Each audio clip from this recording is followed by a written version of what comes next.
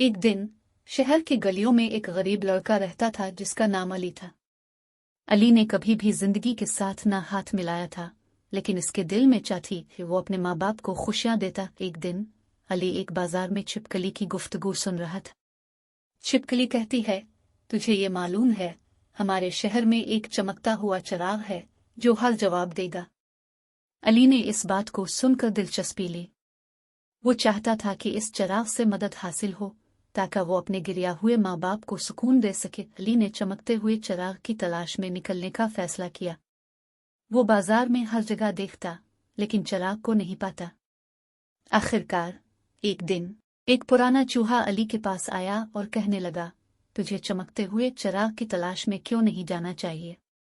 अली ने चूहे की बातों को गहराई से सुना और उसने फैसला किया कि वो चिराग की तलाश में निकलेगा। चूहा अली को चमकते हुए चिराग का राज बताया, जो एक कदीम किताब में छुपा हुआ था। अली ने इस राज को हासिल करने के लिए मेहनत और सब्र का एतमाद किया। इख्तितामना अली ने कदीम किताब से चमकते हुए चिराग को हासिल किया और अपने माँ बाप को खुशियों से भर दिया। चिराग ने अली को थोड़ी सी सीख दी कि हकीकती ख्वाबात सिर्फ उन लोगों को पूरा होते हैं जो मेहनत और यकीन से अलिफा मदूहे की तलाश में निकलते हैं। ये कहानी हमें ये सिखाती है कि जिंदगी में कामयाबी हासिल करने के लिए हमें चैलेंजेस का सामना करना होता है और हमेशा हकीकती ख्वाबात की तलाश में मेहनती रहनुमाई से फ़ायदा अलिफा लेना होता है।